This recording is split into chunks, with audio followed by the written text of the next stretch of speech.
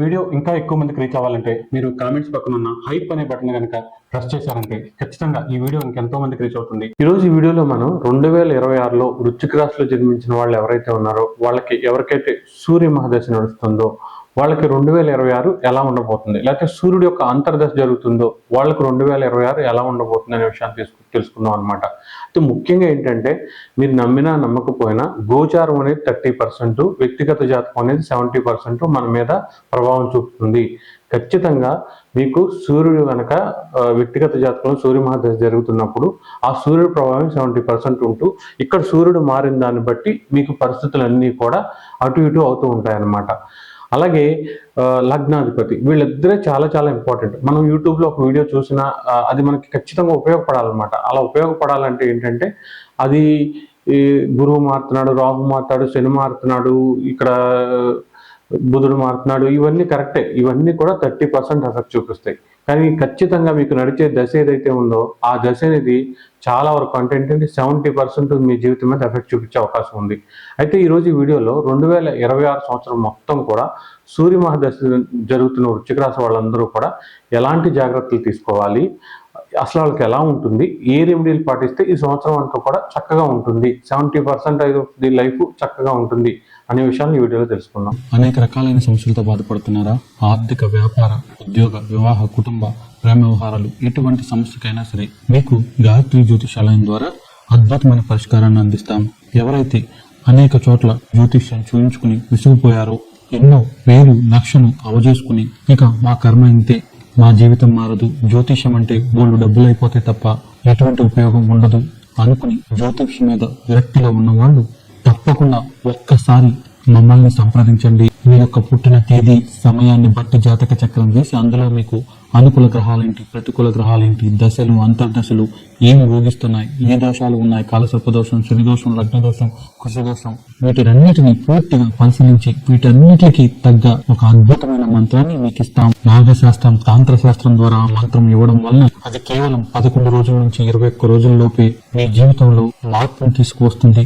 ఇదంతా కేవలం 2000 రూపాయలకు మాత్రమే. దీనికి మీరు చేయాల్సిందల్లా స్క్రీన్ మీద కనిపించే 9160803649 నెంబర్కి మీ పేరు, పుట్టిన తేదీ, పుట్టిన సమయం, పుట్టిన ఊరు వాట్సాప్ చూపించాలి.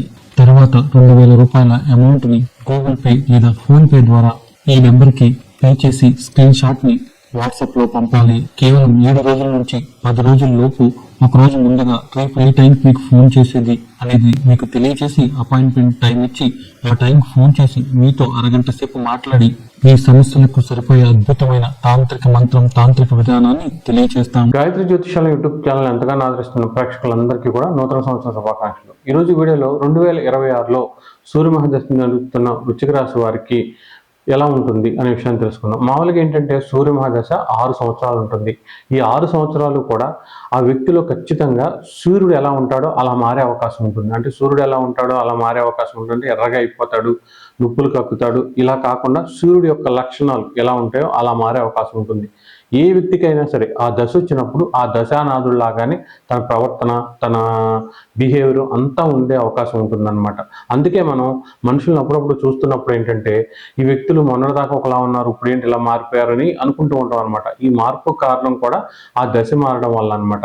ఎవరికైతే సూర్య మహాదశ నడుస్తుందో ఆ వ్యక్తికి ఏంటంటే చాలా వరకు వ్యక్తిత్వం పట్ల అంటే ఆత్మవిశ్వాసం, సెల్ఫ్ రెస్పెక్ట్ ఇలాంటివి పెరుగుతాయి అన్నమాట.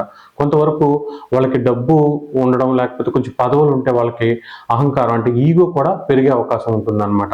ముఖ్యంగా ఇలాంటివి ఆత్మవిశ్వాసంతో కూడిన ఈగో అనమాట. ఎవరి దగ్గర మాట పడకపోవడం, తమ పర్సనాలిటీని తక్కువ చేస్తే ఒప్పుకోకపోవడం, తమ మీద తమకు విపరీతంగా నమ్మకం పెరగడం.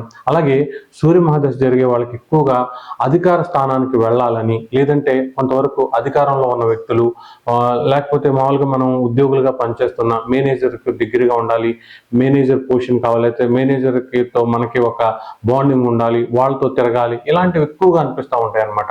అలాగే గవర్నమెంట్ జాబ్ కొట్టాలి, గవర్నమెంట్ ఫీల్డ్లో మంచి స్థాయికి వెళ్ళాలి, ఇలాంటి ఆశలు కూడా ఉంటాయి.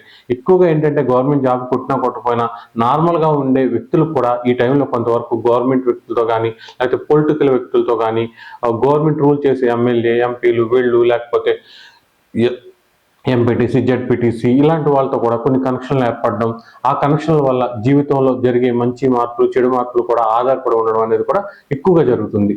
దీంతో పాటు సూర్య మహాదశ అనేది తండ్రి వంశపారంపర్యంగా వస్తున్న కుటుంబ గౌరవాలు, కుటుంబం పేరు ప్రతిష్టలు ఇలాంటి విషయాల మీద కూడా ఆసక్తి, అలాగే వాటికి సంబంధించిన విషయాల మీద కూడా ఒక ఫోకస్ అనేది పెరుగుతుందన్నమాట.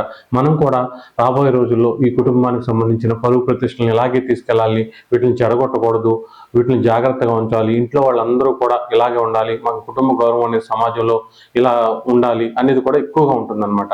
ఎక్కువగా ఏంటంటే సూర్యుడు బలంగా ఉంటే ఆ వ్యక్తికి ఆత్మవిశ్వాసం, పేరు ప్రతిష్టలు రావడం, పవర్ అనేది రావడం, లీడర్షిప్ అనేది లభించడం ఇలాంటివి వచ్చే అవకాశం ఉంటుంది. అలా కాకుండా మీకు వ్యక్తిగత జాతకంలో కనుక సూర్యుడు బలహీనంగా ఉన్న, రాహుతోనో కేతుతోనో కలిసిన చాలా వరకు ఏంటంటే అనవసరమైన ఈగో ఎక్కువగా ఉంటుందన్నమాట. అది అహంకారం అనవచ్చు, గర్వం అనవచ్చు, అది వాళ్ళకున్న స్టేటస్, ఆ టైంలో ఉన్న పదవులు చూసి ఎక్కువగా ఏంటంటే తమ క్యాస్ట్ ద్వారానో, తన రిలీజియస్ ద్వారానో వచ్చిన ఆ ఫీలింగ్తో నేను ఏదో గొప్పవాడిని, నేను ఎవరిని లెక్క చేయను, ఇలా వచ్చి ఈగో క్లాష్లు, ప్రతి ఒక్కరితో గొడవలు, అలాగే కొంతమంది ఇన్సెక్యూరిటీ ఫీలింగ్స్ కూడా ఎక్కువగా ఉండే అవకాశం ఉంటుంది అనమాట. ఒకవేళ సూర్యమహాదశ జరుగుతూ మీకు ఇప్పుడు చెప్పిన 2 విషయాలు అంటే మీకు ఆత్మవిశ్వాసం, ఏదైనా సాధించగలను, ఏదైనా నేను చేయగలను అనే మంచి భావాలు ఉంటే మీకు చక్కగా సూర్యుడు అనుకూలిస్తున్నట్టే సూర్యమహాదశ బాగున్నట్టే అనమాట. అలా కాకుండా ఈ సూర్యమహాదశలో మీరు ఉండి నేను చెప్పినట్టుగా ఇప్పుడు ఎనర్జీ తగ్గడం, ఆత్మవిశ్వాసం తగ్గడం, ఈగో ఎక్కువైపోవడం, ఇన్సెక్యూరిటీ ఫీలింగ్స్ ఎక్కువైపోవడం, బాగా లోగా ఉండడం, ఎప్పుడు కూడా డల్గా ఉండడం ఇలాంటివి ఉంటే మాత్రం ఖచ్చితంగా మీకు సూర్య మహాదశ అనేది బలహీనంగా ఉన్నట్టే అర్థం అనమాట. 2026లో మామూలుగా ఏంటంటే ఒక 70% మీ కెరియర్కి సంబంధించి కానీ, ఉద్యోగానికి సంబంధించి కానీ, మీ పదవులకు సంబంధించి కానీ, సంతానానికి సంబంధించి కానీ, లేదంటే వివాహం, దాంపత్య జీవితం ఇలాంటి విషయాలకు సంబంధించి కానీ, లేకపోతే స్పిరిచువల్ గ్రోత్కు సంబంధించి కానీ, ఇల్లు, వాహనం, ప్రాపర్టీ ఇట్ల విషయాలకు సంబంధించి కానీ, మీద ఆదాయాలు, రావాల్సిన డబ్బులు, శాలరీస్ ఇవన్నీ కూడా సూర్యుడి చేతిలోనే ఉంటాయి అన్నమాట. అయితే ఇవి అలాగే తండ్రికి సంబంధించిన విషయాలు, సూర్యుడు అంటే తండ్రికి కారకుడు కాబట్టి తండ్రికి సంబంధించిన విషయాలు, తండ్రి ఆరోగ్యం, అలాగే మీకు పితృదోషానికి సంబంధించి ఎక్కువగా ఏంటంటే సూర్య మహాదశలో పితృదోషం ఉన్న వాళ్ళకి ఇబ్బందులు ఎక్కువగా ఉండే అవకాశం ఉంటుంది. పితృదోష కర్మకు సంబంధించిన విషయాలు కూడా ఈ సూర్యుడి కంట్రోల్లో ఉంటాయి అన్నమాట.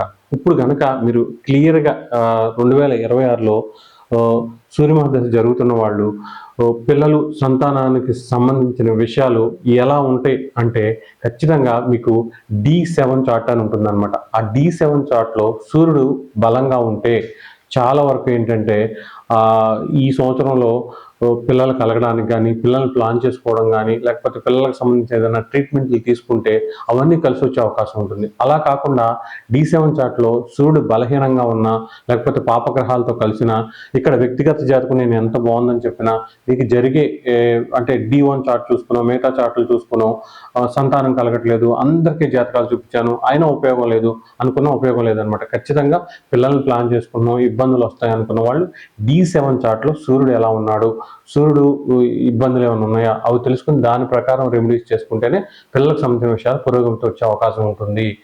అలాగే వివాహం చేసుకోవాలి, లేకపోతే దాంపత్య జీవితంలో ఇబ్బందులు ఉన్నాయి, ఇలాంటి విషయాల్లో మామూలుగా ఏంటంటే వృశ్చిక రాశి వారికి ఈ సంవత్సరం బాగుందని చెప్తున్నారు అందరూ. గురువు బాగున్నాడు అంటున్నారు, శని బాగున్నారు అంటున్నారు, నాకు భార్యాభర్తల మధ్య గొడవలు అయిపోతున్నాయి, తగాదాలు అయిపోతున్నాయి, మామూలు నేను వేరుగా ఉంటున్నాం, లేకపోతే నేను ఎవరినో లవ్ చేశాను, వాళ్ళకి నాకు మధ్య విపరీతమైన డిస్టర్బెన్స్లు ఉన్నాయి, వాళ్ళు లేకపోతే నేను ఉండలేకపోతున్నాను, ఇలాంటి విషయాలు కావచ్చు. లేకపోతే వివాహం కుదరట్లేదు, ఎన్నో పూజలు చేశాను, ఈ సంవత్సరం అవుతుందంటున్నారు, ఆ సంవత్సరం అవుతుందంటున్నారు, అప్పుడు అవుతుందంటున్నారు, ఇప్పుడు అవుతుందంటున్నారు, వివాహం అవ్వట్లేదు అనుకున్న ప్రతి ఒక్కళ్ళు కూడా చాలా వరకు ఏంటంటే మీ D9 చార్ట్ ఉంటుందన్నమాట. ఆ D9 చార్ట్లో ఖచ్చితంగా సూర్యుడు యొక్క ప్లేస్మెంట్ ఎలా ఉంది, సూర్యుడు బలంగా ఉన్నాడా బలహీనంగా ఉన్నాడా. D9 చార్ట్లో బలహీనంగా ఉండి మిగతా చార్ట్లలో అంటే D1 చార్ట్లో నార్మల్గా బలంగా ఉంటే ఏ ఉపయోగం ఉండదు అనమాట. అంటే జాతకం లేని వాళ్ళకి ఈ వీడియో ఉపయోగపడుతుంది అంటే దాని గురించి చివరిలో చెప్తాను. అయితే ఏంటంటే D9 చార్ట్లో సూర్యుడు బలహీనంగా ఉంటేనే ఈ దశ కూడా అనుకూలించి వివాహం అయ్యే అవకాశం ఉంటుంది. కాబట్టి D9 చార్ట్లో సూర్యుడు ఏ ఇబ్బంది ఎలా ఉన్నాడు, ఏ నక్షత్రంలో ఉన్నాడు, ఇదంతా చూసుకుని దానికి సంబంధించిన రెమెడీలు చేసుకుంటే నీ వివాహం అవుతుంది తప్ప నార్మల్గా మీరు వివాహం కోసం గుళ్ళు తిరగటం లేకపోతే మొక్కులు మొక్కుకోవడం అంటే ఇవన్నీ చేసుకోవడం విసుగుపోయిన వాళ్ళు మాత్రం ఖచ్చితంగా D9 చార్ట్ లో సూర్యుడు యొక్క పరిస్థితిని తెలుసుకోవాలి. ఎవరైనా సరే చాలా కాలంగా వృశ్చిక రాశిలో జన్మించిన వాళ్ళు ప్రాపర్టీ కొనుక్కోవాలి, ఏదైనా ఇల్లు కొనుక్కోవాలి, అపార్ట్మెంట్ కొనుక్కోవాలి, లేకపోతే వాహనం కారు ఏదైనా కొనుక్కోవాలి, ఏదైనా పెద్ద వెహికల్ అద్దెకిచ్చుకోవాలి, ఇలాంటివి ప్లాన్ చేస్తున్నా అవడం లేదు. ఏం చేస్తే అవుతుంది, ప్రతి సంవత్సరం కూడా ఇలాగే గడిచిపోతుంది. ఖచ్చితంగా ఇది అవ్వాలంటే ఏం చేయాలనుకుంటే మాత్రం ఖచ్చితంగా మీరు ఏంటంటే D16 చార్ట్ అనేది ఉంటుందన్నమాట. D16 చార్ట్లో సూర్యుడు యొక్క బలం చూసుకోవాలి. D16 చార్ట్లో సూర్యుడు బలంగా ఉంటేనే మీకు ఇల్లు అనేది కొనుక్కునే అవకాశం ఎక్కువగా ఉంటుంది ఈ సూర్య మహాదశలో. లేదంటే మాత్రం మీరు ఎన్ని ప్లాన్లు వేసినా లేకపోతే మీరు కొనుక్కున్న దాన్ని మళ్ళీ అమ్మేయడం, దానివల్ల ఇబ్బందులు రావడం ఇలాంటివి వచ్చే అవకాశం ఉంటుంది. కాబట్టి D16 చార్ట్లో సూర్యుడు అనుకూలంగా ఉంటేనే సూర్య మహాదశలో ఇల్లు కొనుక్కోవాలి తప్ప, లేదంటే దానికి రెమెడీలు చేసుకుని ఇల్లు కొనుక్కోవాలి తప్ప, అలా కాకుండా ఇల్లు కొనుక్కుంటే మాత్రం ఇబ్బంది పడే అవకాశం ఉంటుంది. ఎవరైనా సరే కెరియర్ పరంగా బాగా ఎదగాలి, ఉద్యోగం రావట్లేదు, 2 ఏళ్ళ నుంచి 3 ఏళ్ళ నుంచి ఉద్యోగం 6 నెలలు ఉంటుంది, 6 నెలలు పోతుంది, ఉద్యోగానికి సంబంధించి చాలా ఇబ్బందులు ఉన్నాయి, లేకపోతే పాలిటిక్స్లో ఉన్న వాళ్ళు పదవుల కోసం ప్రయత్నించే వాళ్ళు ఎప్పుడు కూడా మనకి పదవి ఇచ్చేస్తానంటున్నారు, అయినా పదవి ఇవ్వట్లేదు. సూర్య మహాదశ వచ్చింది, చాలా మంది నాకు పదవి వచ్చేస్తుంది అంటున్నారు. సూర్యుడు అంటే ఇంకేముంది, మంచి పోస్టులు వచ్చేస్తాయి, పొలిటికల్గా మంచి సక్సెస్ వస్తుంది అంటున్నారు. నాకు ఎందుకు రావట్లేదు, అసలు నేను రాజకీయాల్లో ఉండాలా వద్దా, ఈ విషయాలు ఎలా తెలుస్తాయి అంటే ఖచ్చితంగా మీరు D10 చార్ట్లో సూర్యుడు ఎలా ఉన్నాడో చూసుకోవాలి. D10 చార్ట్లో సూర్యుడు బలంగా ఉండి సూర్యుడు బాగుంటేనే మీరు ఇలాంటి విషయాల్లో ఉండాలి, పాలిటిక్స్లో కానీ లేకపోతే ఉద్యోగాల్లో కానీ ఉండాలి. D10 చార్ట్లో కనుక సూర్యుడు బలహీనంగా ఉన్నా, ఇబ్బందిగా ఉన్నా, మీరు ఉద్యోగం మానేసి నేను ఏమన్నా గాడిదలు కాయనంటే నేనేం చెప్పలేను, కానీ ఆ ఉద్యోగం వల్ల ఏ రకంగా ఉపయోగం ఉండదు. ఆ ఉద్యోగంలో మార్పులు చిరాకులు వచ్చే అవకాశం ఉంటుంది. ఖచ్చితంగా మీకు సూట్ అయ్యే వృత్తి ఏదో వ్యాపారం కావచ్చు, మిగతా ఏదో దానికి మారితే తప్ప మీరు ఈ టైంలో ఎదిగే అవకాశం ఉండదు అనమాట. ఒకవేళ సూర్యమహాదశ అయిపోతుందంటే వచ్చే నెక్స్ట్ చంద్రమహాదశలో అయినా సరే అది ఉద్యోగం కరెక్ట్గా ఉంటుందో లేదో చెక్ చేసుకుని ఈ ఉద్యోగంలో కానీ పాలిటిక్స్లో కానీ ఉంటే తప్ప ఉపయోగం ఉండదు అనమాట. ఇక రెమెడీస్ విషయానికి వచ్చేసరికి ఎవరికైతే సూర్యమహాదశ కానీ సూర్యాంతరదశ కానీ జరుగుతుందో వాళ్ళు ఆవుకి గోధుమ పొట్టు అని దొరుకుతుంది అనమాట. ఆ గోధుమ పొట్టుని ఆదివారం కూడా ఒక ఆవుకు కానీ లేకపోతే గోశాలలో 2-3 ఆవులకు కానీ 4 కేజీలు 5 కేజీలు మీరు స్వయంగా కలిపి లేకపోతే మీరు అది పెట్టడం లేకపోతే కొనేసి ఇవ్వడం, వాళ్ళు పెట్టడం వల్ల ఖచ్చితంగా మేలు జరుగుతుంది అనమాట. దీంతోపాటు చాలామంది ఏంటంటే బెల్లం కలిపి పెట్టండి, ఆవులకు కట్లో నొప్పి వచ్చేస్తుంది, నేను పెట్టనట్లేదు కాబట్టి గోధుమ పొట్టు అనేది పెట్టడం చాలా చాలా మంచిది. దీనివల్ల సూర్య బలం పెరుగుతుంది. అలాగే ఆదిత్య హృదయాన్ని ఆదివారం కూడా ఒక 3 సార్లు కానీ ఒక్కసారి కానీ చదివే ప్రయత్నం చేయడం కూడా చాలా చాలా మంచిది. అలాగే నవగ్రహాల్లో సూర్యుడు యొక్క ధ్యాన శ్లోకాన్ని రోజు కూడా ఒక 108 సార్లు చొప్పున ఒక 108 రోజులు అనమాట, 108 రోజులు పెట్టుకుని అలా చేయడం వల్ల కూడా సూర్యుడికి సంబంధించిన దశ ప్రభావం అనేది బలంగా మారి మంచి ఫలితాలు వచ్చే అవకాశం ఉంటుంది. నెక్స్ట్ మనం ఎలా ఉండాలి సూర్య మహాదశ అనుకూలించాలంటే మాత్రం ఖచ్చితంగా తండ్రితో మీకు గొడవలు ఉండకూడదు, తండ్రిని జాగ్రత్తగా చూసుకోవాలి. తల్లిని చూసుకోకూడదు అంటే ఖచ్చితంగా చూసుకోవాలి.